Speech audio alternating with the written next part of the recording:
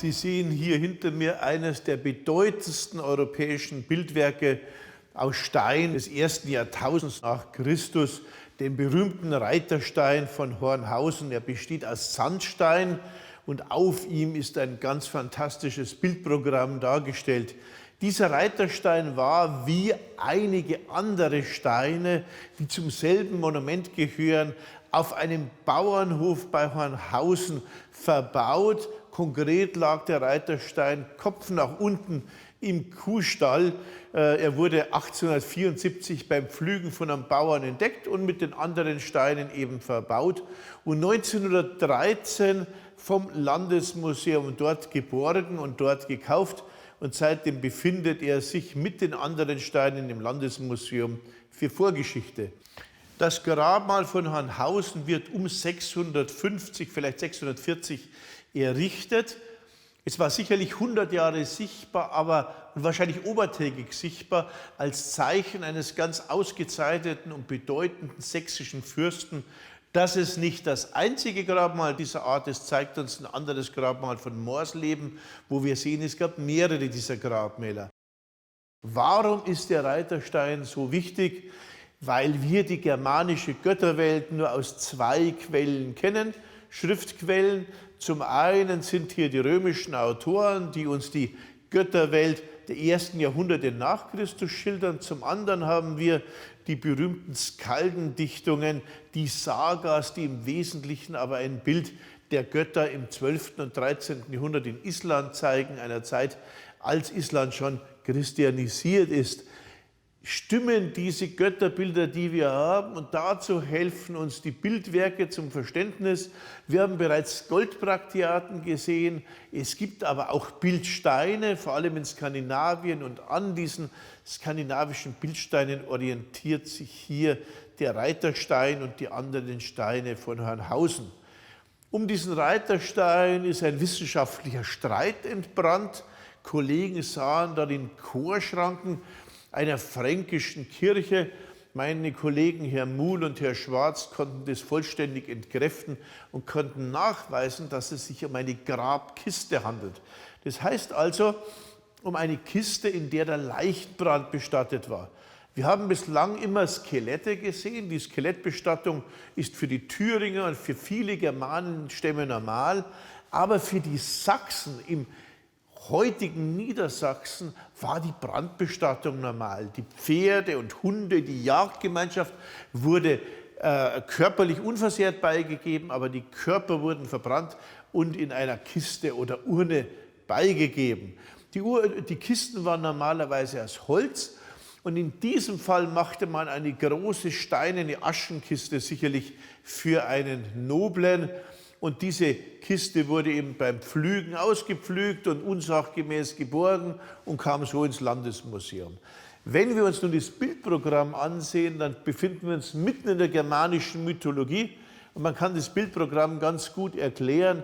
In der Mitte und für jeden erkenntlich ist der Reiter. Und zwar ist es ein Reiter, der nach links reitet. Das ist ganz wichtig, denn nach links reitende Reiter reiten in die Unterwelt. Nach rechts reitende Reiter reiten sozusagen auf das Schlachtfeld. Das ist so der Bildtopos in der antiken germanischen Welt. Und wenn wir uns den Reiter genauer ansehen, dann stellen wir fest, dass der Reiter fast wie ein Kind auf einem riesigen Pferd sitzt.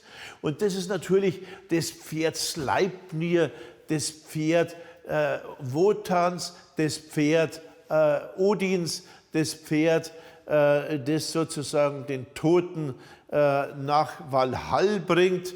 Und das ist natürlich ein mythisches Pferd. Normalerweise hat Sleipnir 8 Beine, hier ist es mit 4 Beinen dargestellt, aber durch die mythische Überhöhung, die Größe, sieht man, dass Odins Pferd sozusagen den Toten nach Valhall geleitet, wo er von Wotan selbst empfangen wird und dann im Kreise der Krieger zechend und rituell kämpfend sitzt. Ein Ideal, das sich die germanischen Helden durch den Tod auf dem Schlachtfeld verdienten. Das sicherlich unehrenhafteste und unerfreulichste war, eines natürlichen Todes zu sterben. Nur mit dem Tod auf dem Schlachtfeld kam man in das ersehnte Valhall. Für Frauen und Kinder und andere war das Jenseits eher unerfreulich. Eigentlich war das ein Jenseits, das ausgemalt war für Krieger. Und diesem Jenseits eilt er entgegen, und zwar in seiner typischen Ausrüstung eines sächsischen Kriegers. Er hat eine fränkische Flügellanze. Flügellanze deshalb, weil die so Abwehrflügelchen hat, und gleichzeitig einen Schild und etwas, was ganz wichtig ist, was vielleicht die meisten von Ihnen kennen. Er hat einen Gesichtshelm, und den Gesichtshelm kennen wir alle aus dem British Museum als Sutton Hoo. Wer den Film zur Entdeckung Suttons Hoos gesehen hat, hat auch diesen Gesichtshelm gesehen. Das ist ganz typisch, auch für die frühe Wikingerzeit, dass das ganze Gesicht mit einem Helm bedeckt ist. Häufig ist dort golden der Schnurrbart aufgezeichnet und Ähnliches. Wenn wir uns den Reiterstein genauer anschauen, dann sehen wir eine zusammengefaltete Schlange mit rechts nach unten hängendem Kopf, so als wäre sie tot.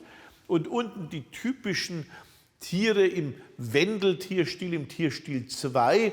Und da sehen wir, dass die ganz lange, die haben Köpfe mit Augen und ganz lange Kiefer, wo sie sich ineinander verbeißen. Das ist typisch für germanische Tierornamentik, so nennt man das. Wenn wir ganz genau schauen, dann sehen wir, dass oben nach rechts schreitend Füße sind. Und das sind offenbar Füße von Begleitern unseres Kriegers. Möglicherweise gehen sie noch in die Schlacht, denn sie streiten nach rechts. Wir sehen aber auch, dass der Sandstein zerschlagen und abgearbeitet ist, oben und unten zerstört wurde.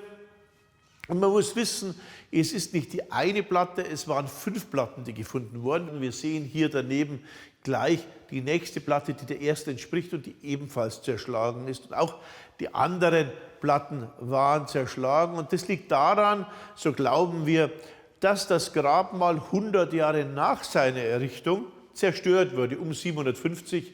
Und es wurde wahrscheinlich zerstört von den fränkischen Königen Karlmann oder Pippin dem Kurzen. Sie kennen diese fränkischen Könige als Vorgänger von Karl dem Großen. Und die Franken haben immer wieder versucht, das Land hier zu christianisieren, das Land in den Griff zu bekommen. Mit dem Sieg über die Thüringer 531 war es nicht getan. Das Land war immer wieder aufständig. Sachsen kamen in das Land, Langobarden kamen in das Land. Das Land war bei weitem 750 noch nicht christianisiert. Und Pippin und Karlmann führten Zwangstaufen durch. Und was immer wieder passiert in Kriegen, was ich selbst gesehen habe in Auseinandersetzungen im Kaukasus, ist, dass man Gräber schändet.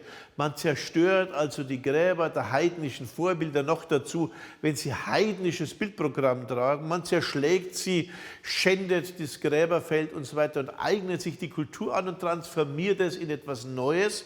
Und das Neue ist eben das Christentum. Und das sehen wir an diesem Gräberfeld von Hornhausen, denn dort, wo diese Steine gefunden wurden, befindet sich dann in der Folge ein Gräberfeld, und zwar mit Ost-West ausgerichteten Gräbern. Also Gräbern, die im christlichen Duktus Ost-West ausgerichtet sind, anders als die Nord-Süd ausgerichteten sächsischen älteren Körpergräber oder sogar die Brandgräber. Brandgräber sind natürlich damals etwas total Unchristliches. Christlich sind Körpergräber. Also, was sehen wir hier? Wir sehen hier das stolze Relikt des Heidentums in einer Zeit, als das Land christianisiert sein sollte. Wir sehen hier ein Monument des Glaubens, den wir alle aus den germanischen Sagas kennen.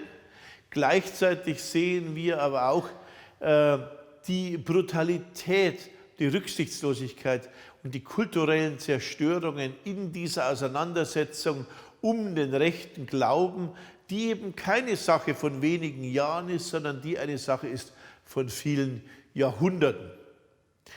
Wenn wir uns die Grabkiste genauer vorstellen wollen, dann müssen wir uns hier die andere Seite ansehen, wo wir praktisch einen Giebel sehen. Im Giebel sehen wir Hirsche, vermutlich eine Hirschjagd. Der Hirsch ist ja auch ein Symbol, das mit dem Tod häufig zusammenkommt, denn das Hirschgeweih wird ja abgeworfen im Herbst und Winter und wächst völlig neu, prächtig und sprießend und groß bis zu dem 14 Ender in einem Sommer und einem Frühherbst zu dem gewaltigen Geweih heran, symbolisiert so Stärke, Vitalität, das Jagdtier, aber auch Leben und Tod, Frühling und Herbst in einem Bild, sodass es sehr passend an einem Grabmonument ist.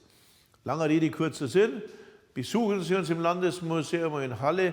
sehen Sie dieses Monument germanischen Glaubens am Übergang zum Christentum, ein letztes Aufbäumen gegen die neue Religion, die durch Konstantin in Rom eingeführt, die germanischen Fürsten erfasst hat, auch deshalb erfasst hat, weil sie mit der neuen Religion des Christentums dynastisch denken konnten. Nicht, weil sie von Gott eingesetzt waren, weil ihre Herrschaft Gott gegeben war und weil sie ihre Herrschaft damit legitimieren konnten und darüber hinaus die klassische römische Verwaltungselite beschäftigen konnten und damit letztlich erfolgreicher waren. Und diejenigen, das kennen wir aus dem Geschichtsunterricht, die das nicht einsehen wollten, wie die Sachsen, wurden zwangsgetauft oder hingerichtet später durch Karl den Großen. Aber das ist eine andere Geschichte.